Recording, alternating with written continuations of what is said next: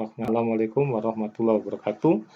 Pada kesempatan kali ini saya akan menjelaskan tentang rekursif. Ya, setelah pekan kemarin kita belajar prosedur dan function, sekarang kita akan belajar tentang rekursif. Apa rekursif itu? Ya, sederhananya rekursif adalah function yang memanggil dirinya sendiri, function yang memanggil function itu sendiri.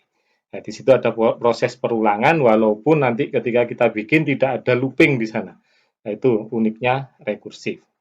Jadi untuk belajar rekursif, mungkin ada beberapa pendapat yang miskonsepsi, wah ini belum belajar struktur data kok belajar rekursif, apakah tidak boleh?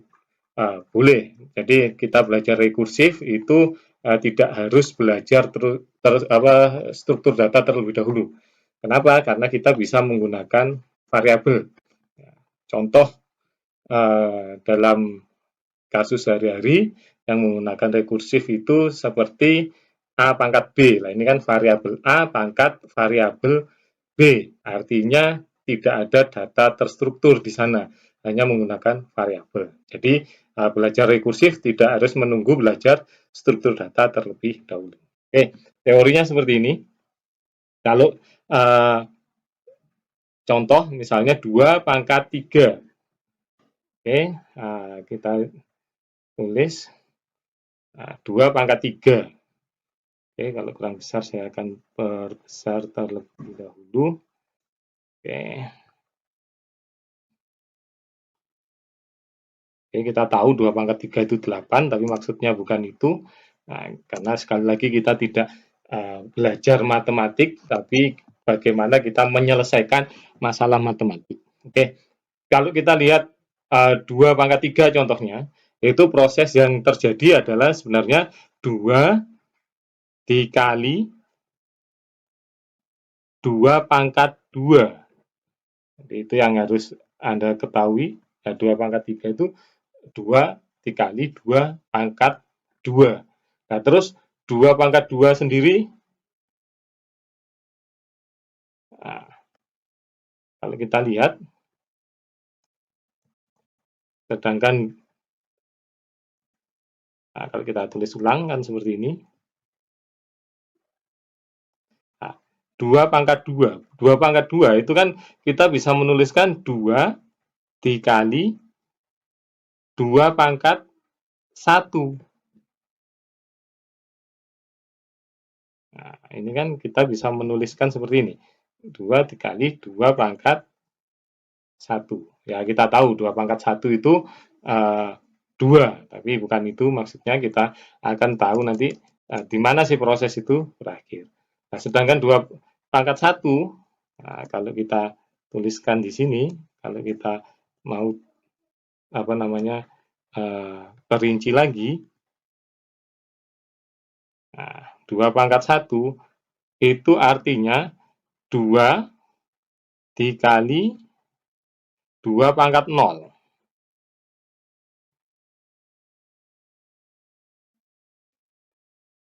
Bukan masalah kok ribet apa tidak, jadi kita harus tahu 2 pangkat 0 itu berapa, kan 2 pangkat 1 itu berapa. Kita masih belum bisa memutuskan, bukan kita maksudnya, tapi komputer. Tapi kita bisa mengondisikan, kita bisa memutuskan 2 pangkat 0. Berapa 2 pangkat 0? Nah, 2 pangkat 0 itu sama dengan 1. Jadi kalau kita tuliskan lagi,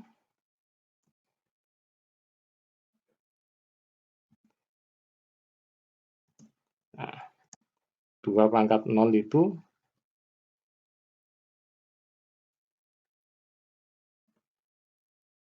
ini yang bisa dijawab, yaitu 2 pangkat 0, yaitu 1. 2 pangkat 0 itu 1. Nah, dari sini, dari info ini, baru bisa terjawab. Karena ada 1 di sini. 2 kali 1 adalah 2. Nah, sehingga nanti prosesnya akan seperti ini. Nah, sama dengan 2 dikali, tadi kan 2 pangkat 2. Nah, 2 pangkat 2 itu belum ada jawabannya. Dikali lagi 2 pangkat 1. Nah, 2 pangkat 1 belum ada jawabannya, 2 pangkat 1 itu 2 dikali 2 pangkat 0, 2 pangkat 0 ada jawabannya yaitu 1. Ketika 2 dikali 1 hasilnya 2. Nah, maksudnya di situ. Nah, sehingga di sini ada jawaban. 2 pangkat 1 itu hasilnya 2. Karena 2 pangkat 0 tadi 1, 2 pangkat 1 itu kalau kita jabarkan kan 2 dikali 2 pangkat 0. Artinya 2 pangkat 1 itu 2. Sehingga di sini akan terjawab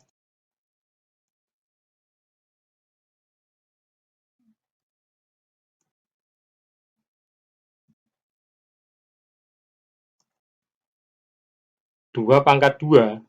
Nah, 2 pangkat 2 itu kan 2 dikali 2 pangkat 1. Sedangkan 2 pangkat 1 sudah ada jawabannya 2. Nah, 2 kali 2 adalah 4.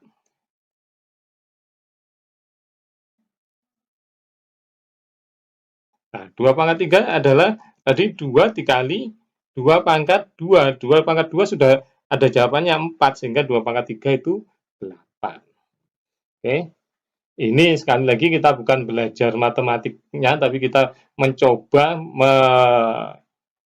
membuat alur supaya bisa diikuti oleh mesin, sehingga mesin itu bisa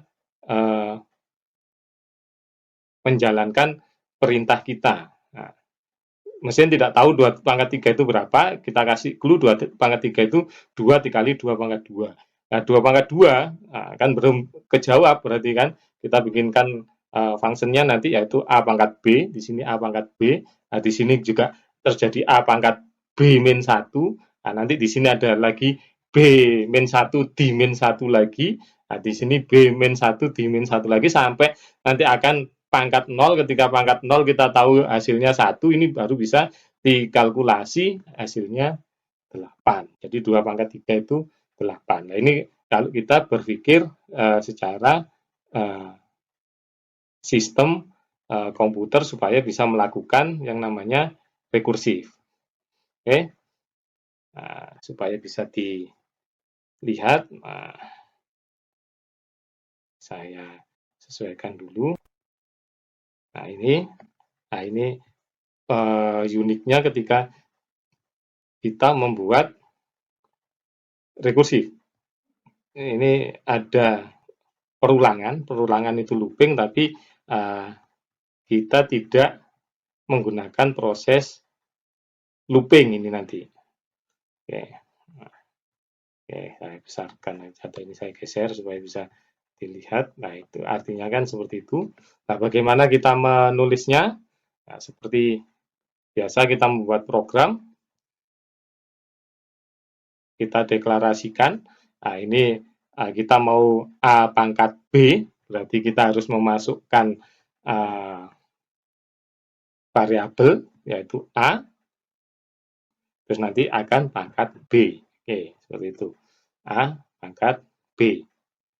Terus yang dilakukan adalah kita inputkan A,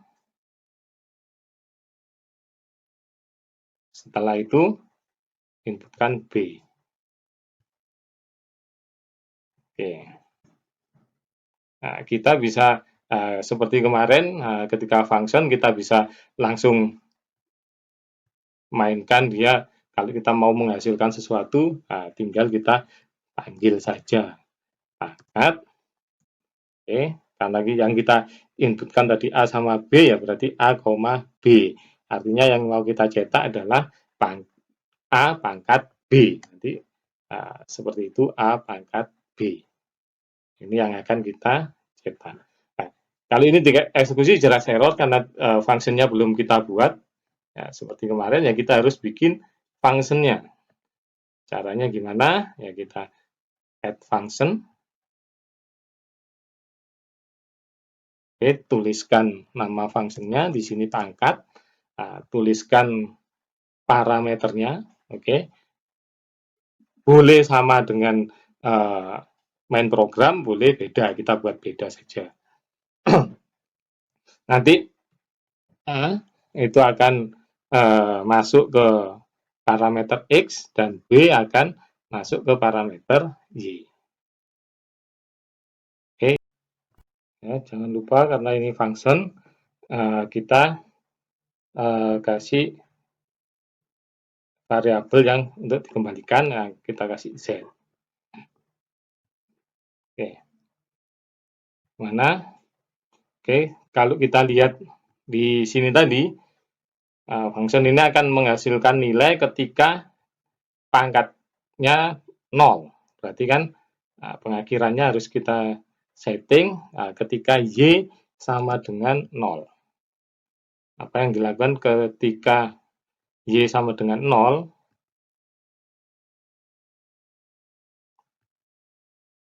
Z sama dengan 1.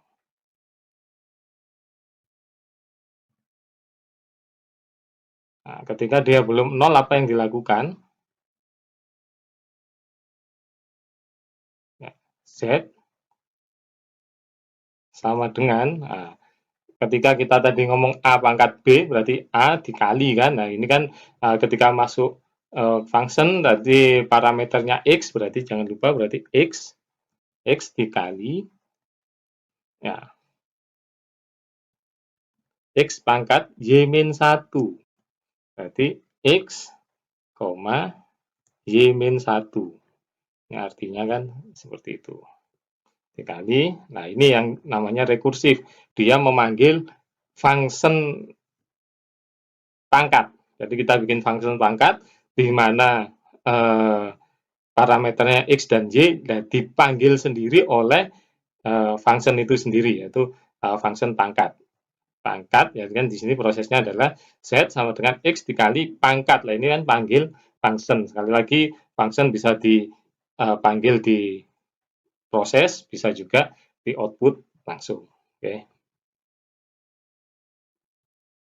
Kita lihat di main program. Nah, setelah itu kita eksekusi. Apakah benar? Nah, sudah jalan, ya kita tes 2. Ini A-nya kan. Please enter a value, berarti A. A pangkat B, nah, B-nya 3. Oh, benar, 2 pangkat 3 adalah 8. Sehingga ketika kita membuat function rekursif kita function yang memanggil dirinya sendiri, di sini terjadi proses perulangan sebenarnya, yaitu kita pernah bahas tanpa menggunakan rekursif, ketika kita menggunakan pangkat seperti apa, dan ketika menggunakan rekursif seperti apa. Nah, ini kita save dulu. Nah, nanti bisa tingkat. Oh, sudah pernah dibuat.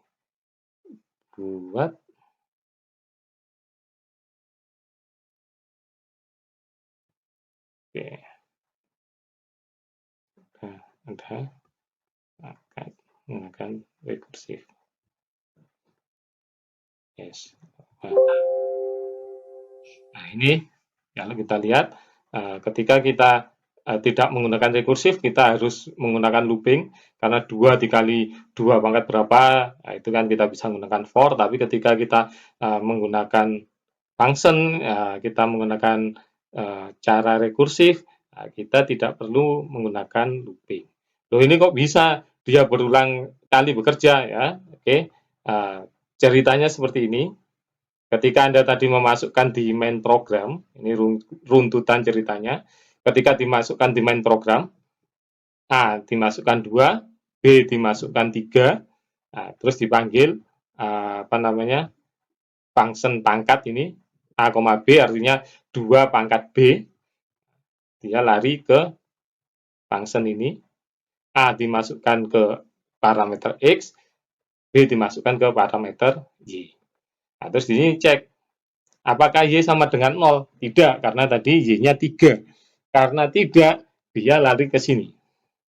Berarti Z adalah X, X-nya 2, dikali, nah, dia panggil function, pangkat, X, X-nya 2 tetap, 2, Y-1, berarti Y-nya 2.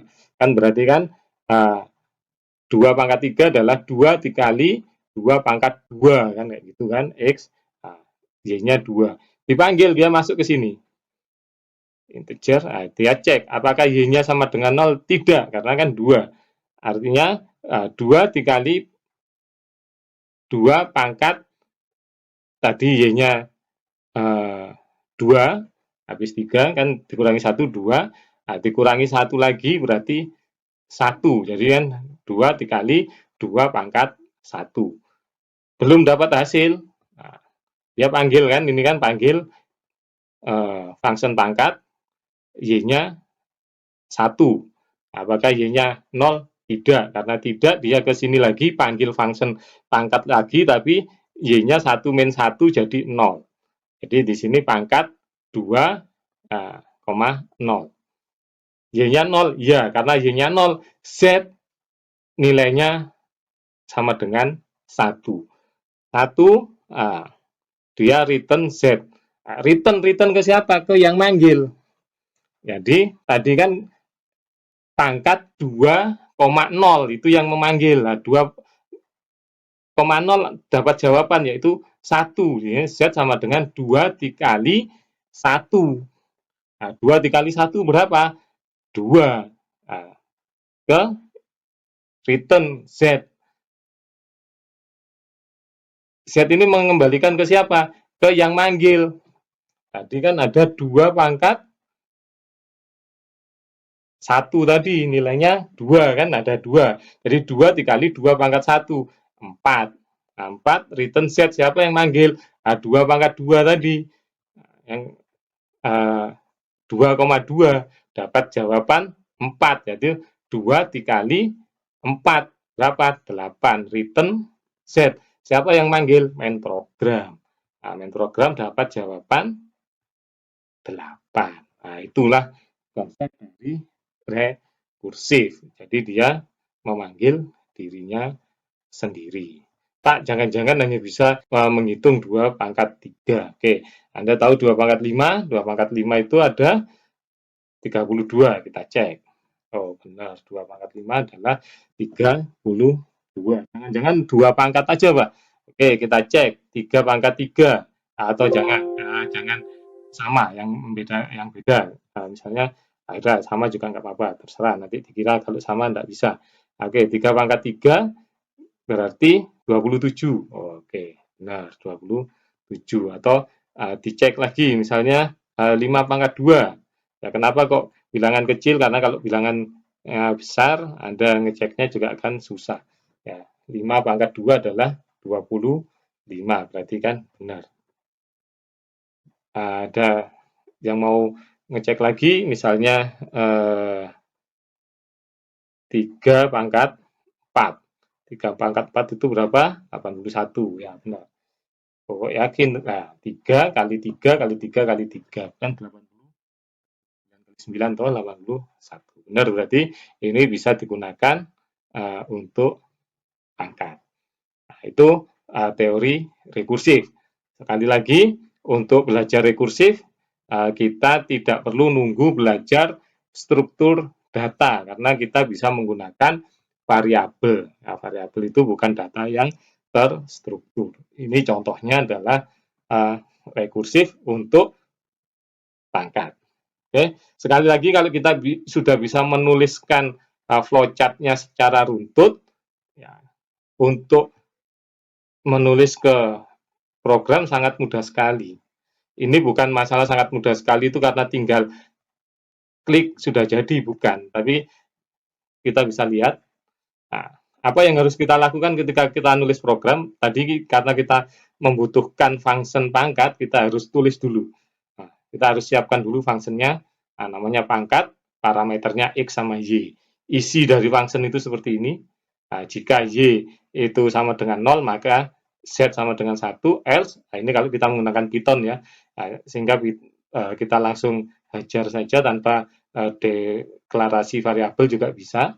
Z sama dengan ini rumusnya, terus return value variabelnya adalah Z. Ketika kita panggil di main program, nanti hasil dari Z itu yang akan ditampilkan di sini. Ini tinggal ketik saja. Nah, kalau mau yang terstruktur, contohnya Pascal, mungkin sangat lama. Bahasa pemrograman Pascal, mungkin Nah, ini kalau kita lihat sama sebenarnya kita harus. Nah, ini kalau menggunakan Pascal, nah ini terstruktur. Nah, kita sediakan dulu fungsinya, nama fungsinya pangkat, ada parameternya X sama Y, nah, itu integer. Nah, terus deklarasi variabel, nah, Z itu integer, nah, isi dari function itu ini adalah isi dari function tersebut. Nah, terus dipanggil di main program. Oke, jadi ketika kita belajar dasar pemrograman, yang mau tidak mau harus sampai rekursif. Rekursif itu juga harus kita pelajari di dasar pemrograman.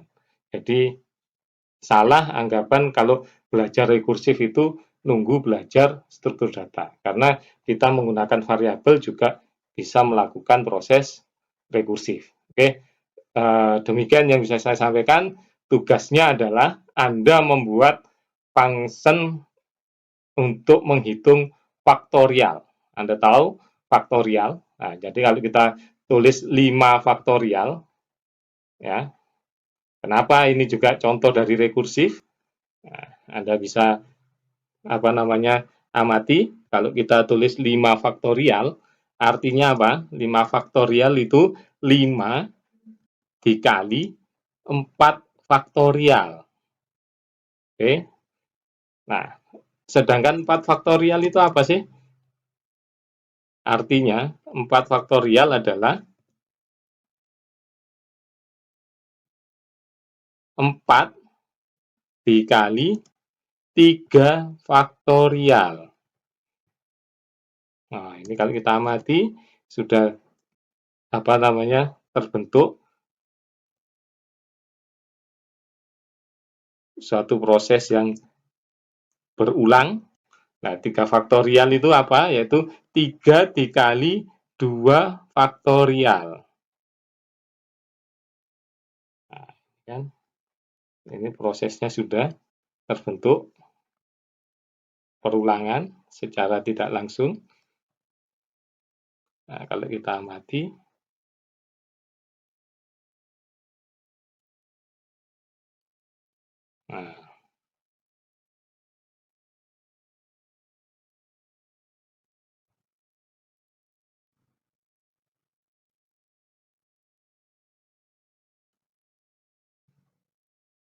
nah 2 faktorial itu apa? 2 faktorial adalah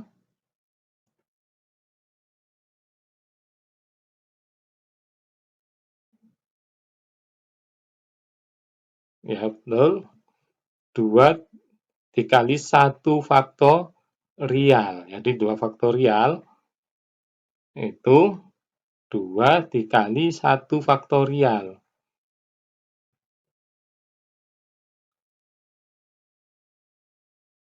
Itu yang harus Anda ketahui. Nah, 1 faktorial apa? 1 faktorial itu berapa? Nah, 1 faktorial itu bukan 1 ya, tapi 1 dikali 0 faktorial. Karena 0 faktorial itu ada. Jadi 1 itu artinya adalah 1 dikali 0 faktorial. Lah, 0 faktorial itu berapa? Lah, 0 faktorial itu yang nilainya 1. Itu yang harus Anda ketahui. Jadi 1 faktorial itu kenapa nilainya 1? Karena 1 faktorial itu 1 dikali 0 faktorial. Oke, sedangkan 0 faktorial itu 1. Jadi 1 kali 1 itu 1 dan seterusnya. Ini kalau kita lihat 5 faktorial itu sama dengan 5 dikali 5 min 1 faktorial. Atau 4 faktorial. Nah, 4 faktorial itu sama dengan 4 dikali 4 min 1 faktorial. Tugasnya Anda bikin function faktorial menggunakan cara rekursif. Oke. Ditulis dalam bentuk flowchart. Kenapa saya selalu minta ditulis dalam bentuk flowchart? Karena dengan flowchart alur berpikir Anda ketahuan di sana. Anda bisa menuliskan alurnya atau tidak. Oke, demikian yang bisa saya sampaikan. Kurang lebihnya mohon maaf. Assalamualaikum warahmatullahi wabarakatuh.